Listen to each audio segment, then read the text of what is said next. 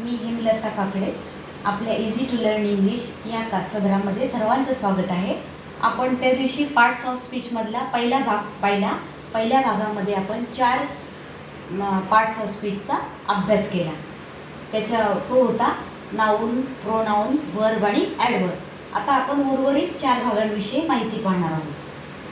तर 5वा प्रकार parts of स्पीचमधला adjective. या ॲडजेक्टिव्हला मराठीतून म्हणतात विशेषण. याला मराठीतून म्हणतात विशेषण.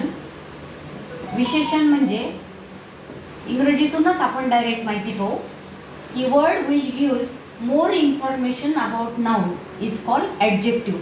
नामाविषयी विशेष माहिती सांगणारा शब्द. आता मी इथं 3 उदाहरणं दिलेली आहेत. ब्रेव, ऑनेस्ट आणि clever. Shyam is brave boy. Shyam हा शूर मुलगा आहे. तर श्याम हे झालं नाऊन. आणि श्याम कसा आहे? ब्रेव आहे. म्हणून ब्रेव हे झालं ॲडजेक्टिव्ह. कारण ब्रेव हा शब्द श्याम या शब्दाची विशेष माहिती सांगतो की श्याम कसा आहे? ब्रेव आहे. आता दुसरा शब्द आहे honest. Mister Baheti is honest person. Mister Baheti हे ऑनेस्ट पर्सन आहेत. म्हणजे मिस्टर बाहेती हे झालं नाऊन आणि ऑनेस्ट हे झालं त्यांच्याविषयी विशेष माहिती सांगणारा शब्द. त्यालाच आपण ॲडजेक्टिव्ह म्हणतो, तेच विशेषण. Sita is clever girl. Sita ही हुशार मुलगी आहे. क्लेवर हा शब्द सांगतो सीता या नामाविषयी. म्हणून क्लेवर हा शब्द झाला ॲडजेक्टिव्ह. म्हणजे नामाविषयी विशेष माहिती सांगणारा शब्द. Word which tells more information about noun is called adjective. आता दुसरा भाग आपण 6वा प्रकार पार्ट्स ऑफ स्पीचमधला पाहणार आहोत, प्रेपोजिशन. आता प्रेपोजिशन म्हणजे in. This pen is in my hand. In झालं. आर, आउट, बाहेर, on. This duster is on the table. On. I am proud of you. Of. म्हणजे हे झाले प्रेपोजिशन. याला मराठीतून म्हणतात शब्दयोगी अव्यय.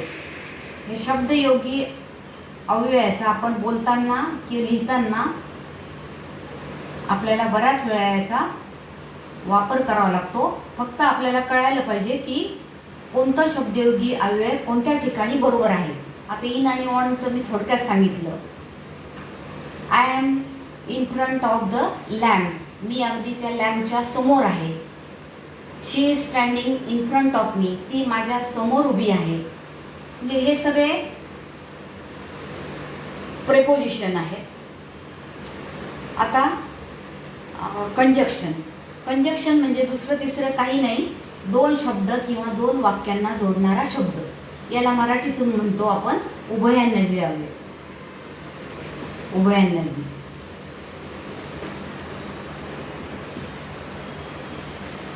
दोन शब्द किंवा 2 वाक्य यांना जोडणारा शब्द. A word which joins 2 sentences और 2 वर्ड्स इज कॉल्ड कंजक्शन. त्याला Ram and Hari are best friend. अँडनी जोडलं. राम आणि हरी या दोन्ही शब्दांना अँडनी जोडलं. I help her because she is ill. मी तिला मदत केली कारण ती आजारी होती. ह्या 2 वाक्यांना जोडलं बिकॉज या शब्दांनी. डू यू लाईक टी और कॉफी. तुला चहा आवडेल की कॉफी.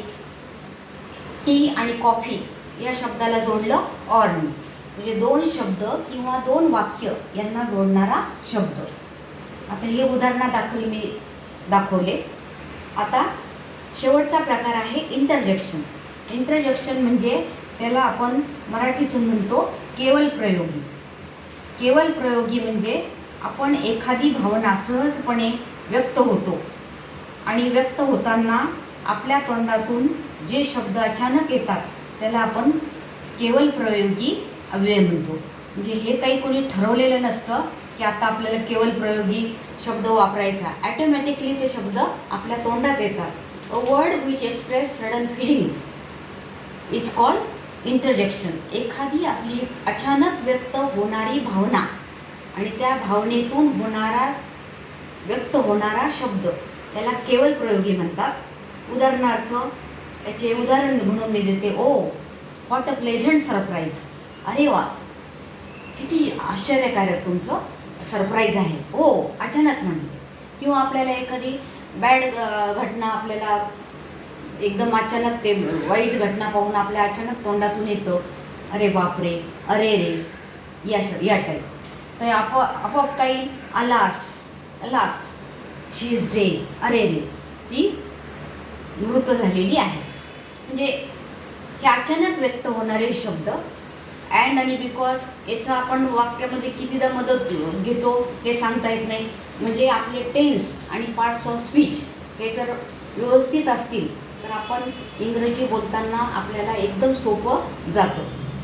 फक्त आता आपल्याला ह्या प्रेपोजिशनचे याचे म्हणजे योग्य वेळेला कोणतं प्रेपोजिशन योग्य वेळेला वापरायचं किंवा कंजक्शन कोणत्या वेळेला वापरायचं हे आपोआप आपल्याला सरावाने येऊन जातं आणि त्याचा पण आपल्याला डिटेल अभ्यास करता येतो.